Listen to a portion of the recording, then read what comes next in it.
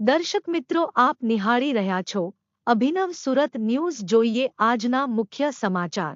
મને એ દિવસ યાદ છે કે જ્યારે જિલ્લા પંચાયતની રાજકોટની ચૂંટણી હતી, કોંગ્રેસ પક્ષે સ્વર્ગસ્થ ગુજરાતના પૂર્વ નાણામંત્રી અરવિંદભાઈ સંઘવીને એ જવાબદારી સોંપી. મેન્ડેટ લઈ અને રાજકોટ જાય છે ત્યારે વિઠ્ઠલભાઈ એ કોંગ્રેસ પક્ષમાં હતા. વિઠ્ઠલભાઈએ અરવિંદભાઈને કીધું કે તમે જે મેન્ડેટ લાવ્યા છો એ બધા કોરા અમને આપી દો. અરવિંદભાઈએ દલીલ કરી. એ દલીલના અંતે નિર્ણય એવો લીધો, કોંગ્રેસ પક્ષે એને કોરા મેન્ડેટ આપ્યા.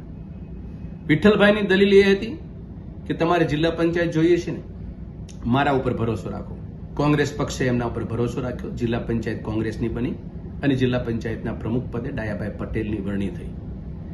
આ કોંગ્રેસ પક્ષનું નેતૃત્વ અને જે રાજનીતિક આગેવાનો કોંગ્રેસ પક્ષના છે એમના વચ્ચેનો એક ભરોસો અને એક કડી હતી જે કોંગ્રેસ પક્ષમાં જોવા મળતી હતી.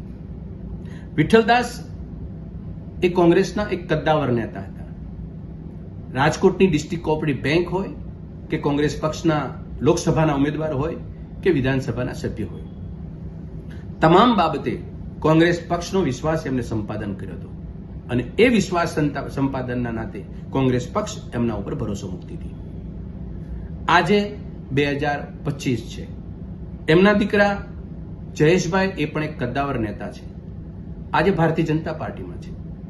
એમને ભારતીય જનતા પાર્ટીમાં દાખલ થયા, ચૂંટણા, એને વિધાનસભામાં ગયા અને મંત્રીપદ પણ આપ્યું. ત્યારથી લઈ આજ તારીખ સુધીની અંદર ભારતીય જનતા પાર્ટીએ જયેશ રાદડિયાનો બદલો લીધો અને બદલો લઈ રહ્યા છે એવા એક પછી એક કિસ્સા ગુજરાતની રાજનીતિમાં સામે આવ્યા. પહેલા તો એ મંત્રીપદ ટૂંકા ગાળામાં તરત લઈ લીધું. બીજી બાબત, 2019ની અને 24ની ચૂંટણી ઉપર જે ચૂંટાયેલા ધારાસભ્ય જયેશભાઈ રાદડિયા અને એમની પૂરી ભારતીય જનતા પાર્ટીની ટીમ એ નામ મૂકે છે અને એ કહે છે કે અમારા બાપાજીનું વાવેતર કરેલું ખેતર છે રાજનીતિ, અહીંયા અમે કે એમ થાય. ભારતીય જનતા પાર્ટી એમના કીધેલા ઉમેદવારની પસંદગી નહીં, પોતાની રીતે પસંદગી કરી.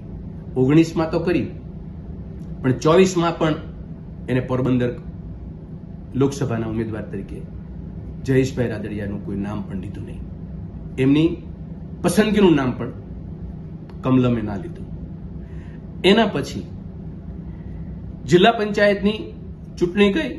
કોઈ પણ ચૂંટણી આવે, ભારતીય જનતા પાર્ટીની સરકારે, ભાજપાના આગેવાનોએ કે એના શીર્ષ નેતૃત્વએ જયેશ રાદડિયાના મનમાં જે નામ હોય એ કે એ નામની અવગણના થઈ.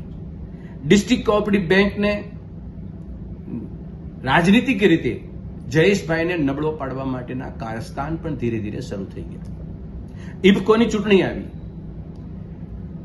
ભારતીય જનતા પાર્ટીના ઉમેદવારની, સત્તાવાર ઉમેદવારની સામે જયેશ રાદડિયાએ ફોર્મ ભરવું પડ્યું. જયેશ રાદડિયા એક કદ્દાવર નેતા તરીકે ઉભરી આવ્યા. ભાજપાને એની તાકાત બતાવી. એ એને પસંદ નથી. એને બદલામાં લેવા માટે થઈ અને હમણાં નગરપાલિકાની ચૂંટણી આવી. એના પોતાના માણસો કે જે પાર્ટીના વફાદાર લોકો, નહીં માત્ર ભારતીય જનતા પાર્ટીના કે જયેશ રાદડિયાના, પણ પક્ષના, એ આગેવાનની 2 ટિકિટ પણ એમના કહેવાથી ન મળી.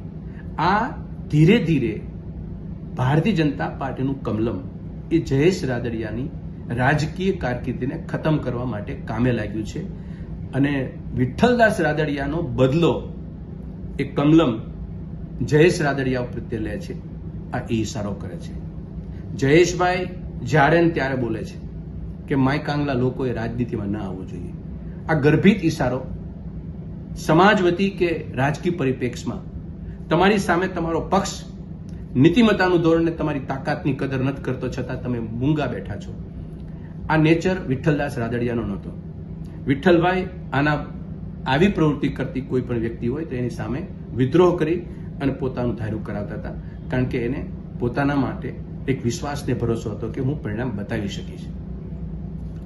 જયેશભાઈ પણ પરિણામ બતાવી શકે એવી શક્તિશાળી વ્યક્તિ છે, છતાં પણ એ વિદ્રોહ નીતિ કે બંડ પોકારીને પણ પોતાની વાતને મૂકવાની ક્ષમતા એ ધરાવતા નથી, અથવા તો એ હિંમત દાખવી શકતા નથી. આ પરિસ્થિતિનો અંજામ 2026 વિધાનસભાની ચૂંટણીમાં પણ આવી શકે છે. કારણ કે ભારતીય જનતા પાર્ટીને શક્તિશાળી આગેવાનો પોતાના હોય કે વિપક્ષના એ પસંદ નથી. શક્તિશાળી આગેવાનોને નાશક કરવાનું કામ આ ગુજરાત અને દેશમાં ભાજપા કરી રહી છે. આ જયેશભાઈ રાદડિયા અને કમલમ વચ્ચેનો આ એક નવો કિસ્સો છે.